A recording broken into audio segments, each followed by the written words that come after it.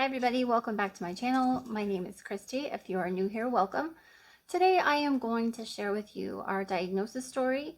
For those of you that don't know our story, we have two sons with Duchenne Muscular Dystrophy, which is a very rare muscle disease that causes their muscles to weaken over time. It's a genetic progressive muscle disease. It was quite a shock to us, considering that we had no family history or anything, any major indications that this was coming our way. So if you're interested in hearing about that, stick around. So in 2018, we started to notice that our oldest son was exhibiting some concerning symptoms. They were very mild, so I wouldn't say we were overly concerned. We had a conversation after we noticed that he was kind of struggling to climb the stairs a little bit. He was still doing it. He just was kind of using his arm muscles to kind of help pull him up along the way so that he could be faster. And after school, he was very, very tired. We vividly remember this one fall that he took in the kitchen, and he was kind of just standing there and his leg buckled from beneath him and his knee just looked like it gave out and he fell backwards and just hit the tile. And of course we made sure if he was okay, and he was, but it was scary and he looked very confused and just a little bit scared. So we asked if that had happened before, and he told us that when his legs get tired, sometimes he feels like they're gonna give out.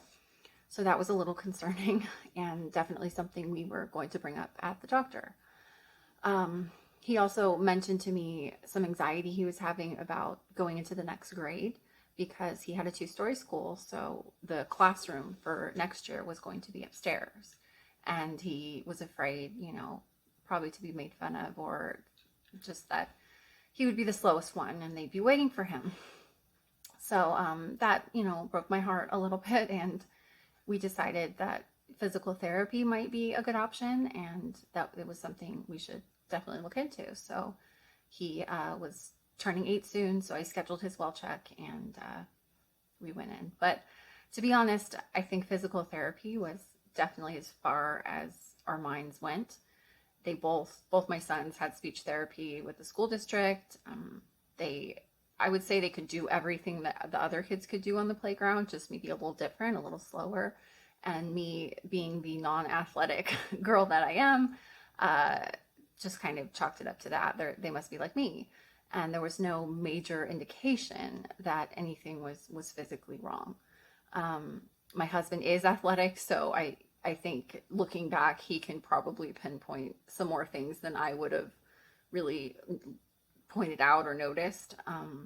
But yeah, he's a hockey player. He's a sports guy. He's good at anything he starts doing, which is really annoying. But anyway, so I think he probably had more red flags than I did. But anytime he would mention it, do you think they have a delay? And we knew speech was a delay. We knew certain things were different, but these were our first two children, and I didn't know what to compare it to.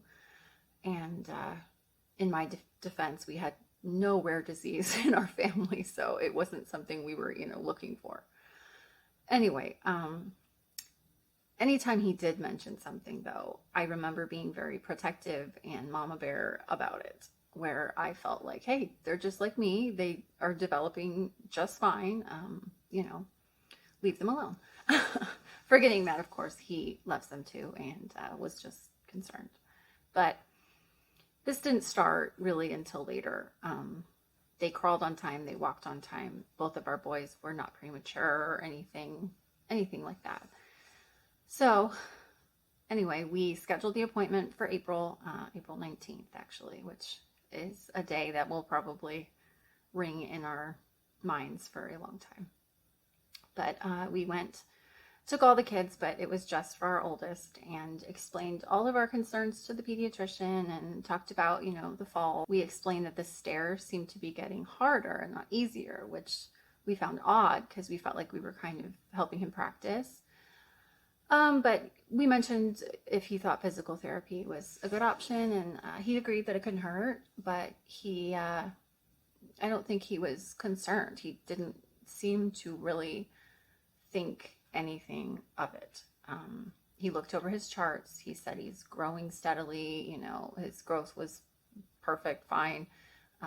He wasn't, you know, in the high percentile or anything for weight or height, but he was, you know, growing normally. So he didn't seem concerned. In fact, we started to pack up our things and get our kids ready and started to leave. And his face switched, like something clicked in his mind. And he stopped us and asked us to wait and have our son do one more test. And he asked if our son would get on the floor and get back up. Seemed easy. So we watched as he did it with no problem. And I felt like, yay, he passed. Good job. But then he had another doctor come in. And again, his face seemed to keep getting more and more concerned. And he had another doctor come in and watch as he had our son get up from the floor again in front of this doctor. So now my heart started to sink, and my husband and I were locking eyes in concern. So he got back up, and, you know, we watched closely and noticed that when he got to the top of his stance, he kind of pushed himself all the way up into a stand with his arms on his knees, kind of pushed himself with his hands. So now I know that it's called the Gower sign, and it is an indication of a muscular disease, specifically muscular dystrophy. But then I did not know anything about that. So when he started talking about neurologists and getting us in for more tests, that's when I started to panic and get concerned and worried and all the things. But the hardest part to hear was that he wanted both of our sons to get a blood test to check their muscular protein levels. So it was called the CPK levels. And he also wanted both of them to see a neurologist as soon as possible, he said. Physical therapy was kind of on the back burner. He gave us a referral, but I don't think that was really anything he wanted us to think about yet. So we left that day very worried. And as we were leaving, my husband stopped the doctor and kind of just knowing that the waiting was going to kill us, just flat out asked him, what's the worst case scenario here? What could this be? And the doctor looked at us with sad eyes, because I think he already knew what we were yet to learn. And he said it could be muscular dystrophy, and that's something we want to rule out for both your sons. Apparently, because it runs on the mother's side, and it can be something that affects brothers, they wanted both of them tested. So everything started there. My mom, you know, had 2 sons and 2 brothers, so this was not anywhere that we could trace back and find. And honestly, I had heard of muscular dystrophy, but I didn't really know a whole lot about it. So when we left, I remember kind of Googling it on the way home and reading about it. And that's when I felt the lump in my throat kind of just stay there. And I'm not sure it ever went away. But my husband was, I think, maybe a little more familiar with what it was. So when we got home, the kids went and played and were kind of oblivious to what was going on. And I looked over at the computer and saw my husband in tears. And I panicked. I went over and saw what he was doing. And he was watching a video of the progression of muscular dystrophy, specifically Duchenne, which is the most common and also the most severe. But this video just happened to be kind of laying out everything, how, you know, from birth, they crawl, they walk, they start to kind of bend backwards as they walk later on, and the way they get up, the way everything. It was a video from basically from birth to later years. And I just saw silent tears coming down his face. So I brought him into the garage and we prayed together, we cried together, we hugged. But I felt this very strange and beautiful peace that come over me. And I remember telling him that if this was our future, that we were going to be really good at it, and that God, would choose us for a reason. So I encouraged him not to panic until we had a reason to, which is very weird coming from me because I'm usually the anxious panicker.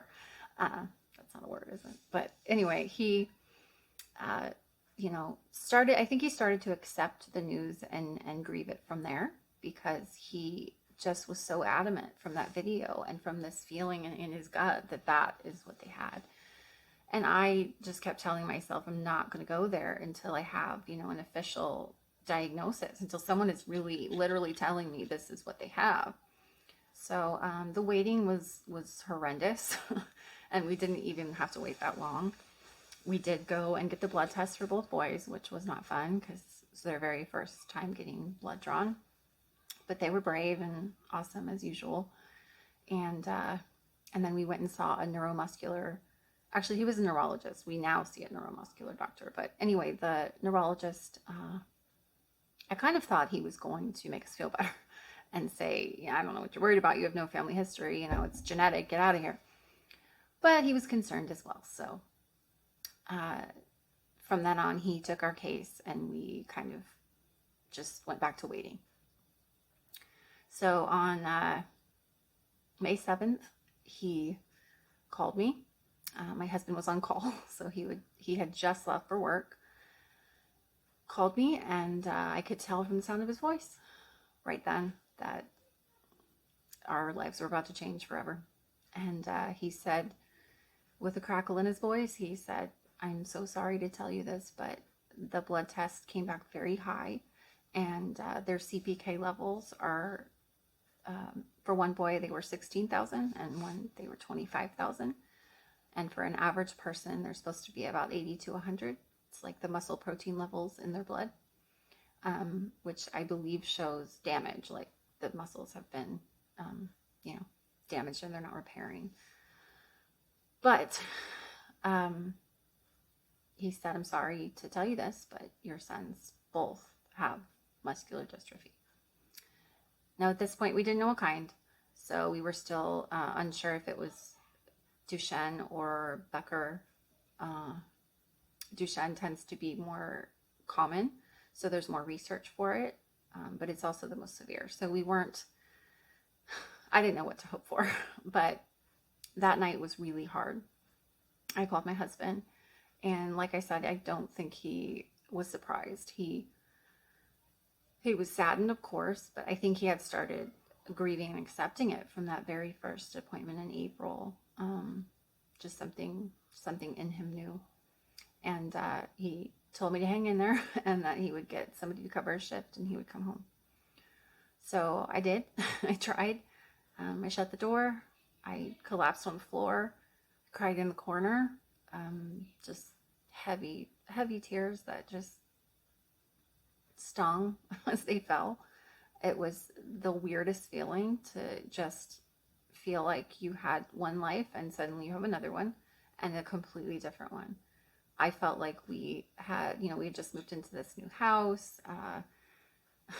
School was going well. We had our little minivan, our little white picket fence. Not really, but it just felt like everything was as it should be. And then suddenly it's like the earth shook, and I didn't understand why people were still getting up and going to work, and the world was still spinning, and yet ours was just completely different and shattered. I called his parents, called mine, very, very tough phone calls, but they were both very supportive. And, my mom and I cried together, prayed together, and I went out and decided that I should say something to the kids. They were playing in the loft just happily, but the doctor wanted us to actually check into the hospital the next day. So they were going to have to miss school. He wanted some tests to be done just to check on their levels because they were being diagnosed so late in life. Usually it's much earlier.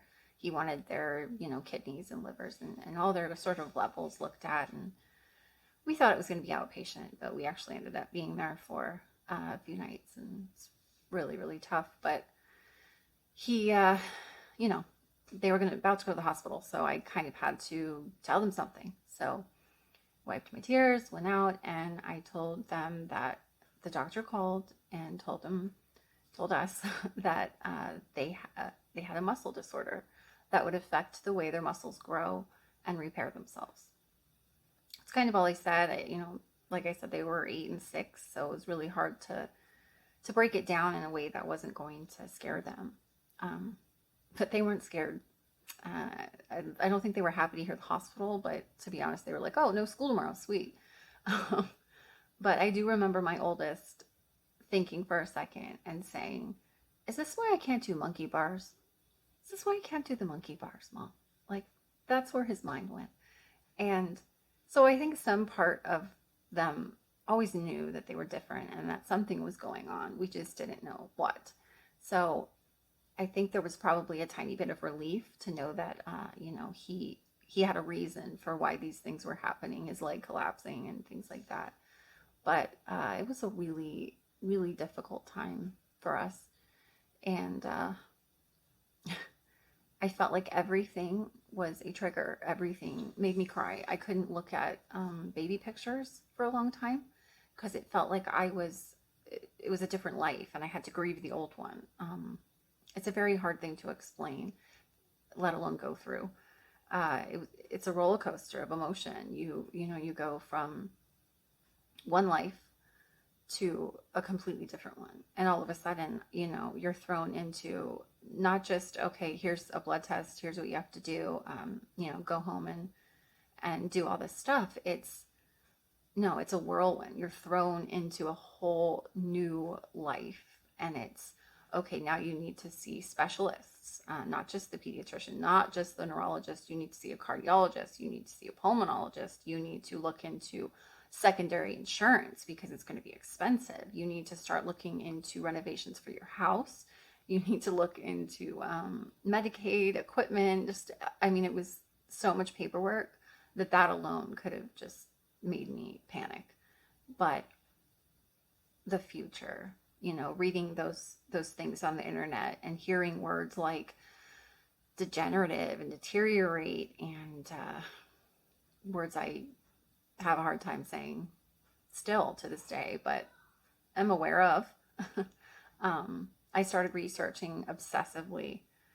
My poor husband, it's all I spoke about. I started researching clinical trials, supplements, the disease itself, just, researching where they were at with it. I was obsessed with learning everything I could. I had a big old thick medical binder. I still do.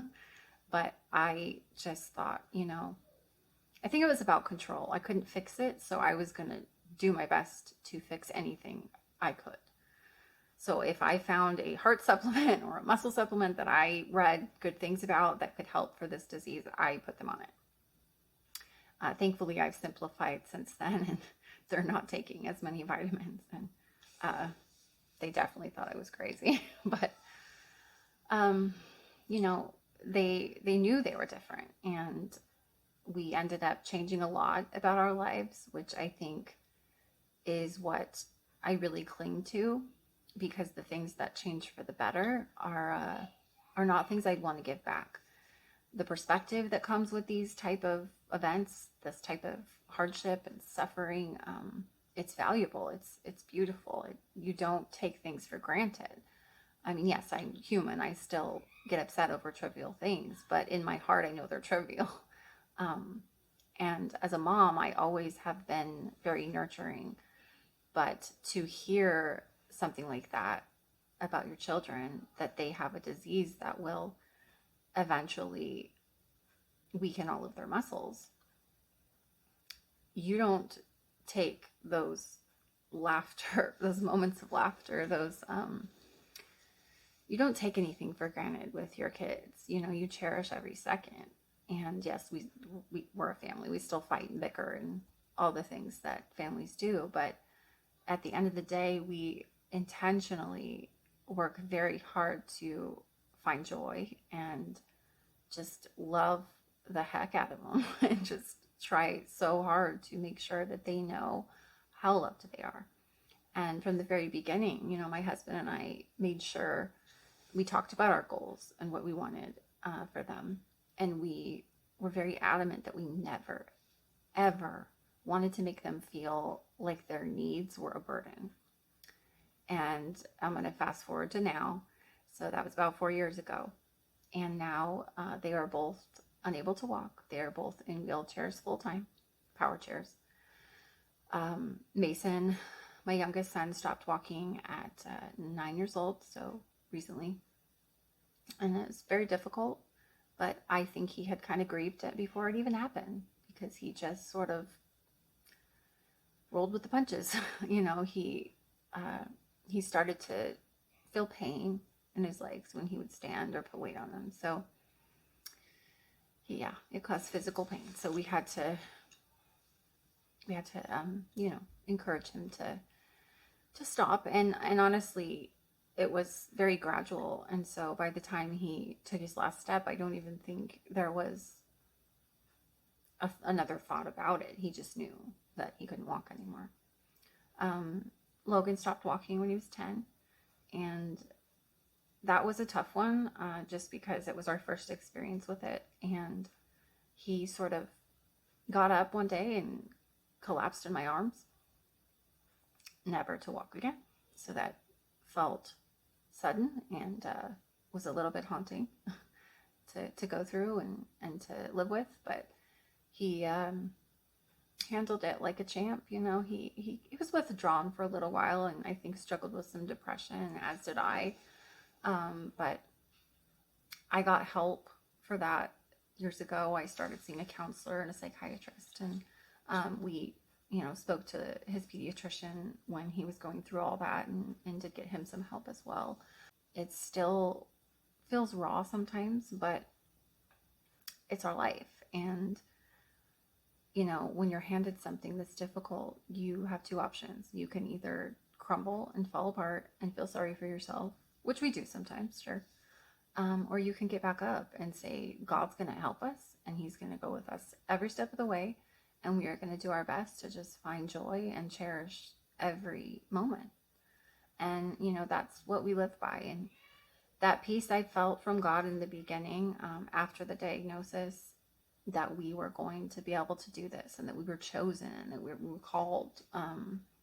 It always comes back to me in those hard moments. And, there may be a lot of difficult ones, but there's also such beautiful ones, and such amazing memories that we've got to share.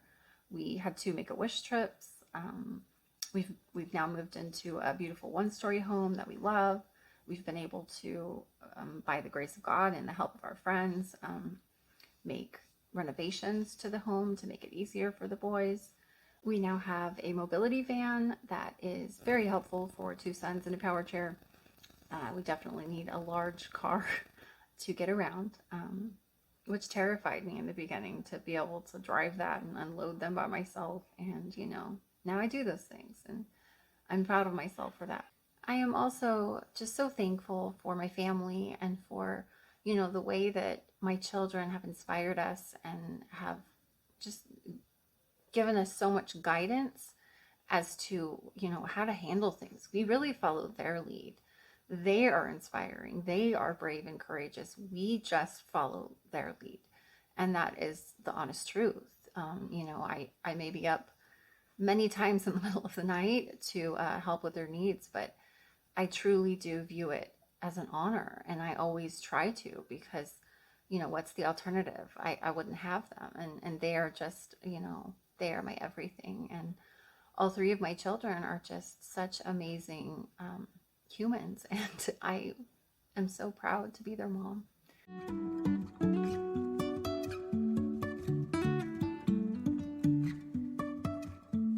Life is a winding road, no telling where it goes.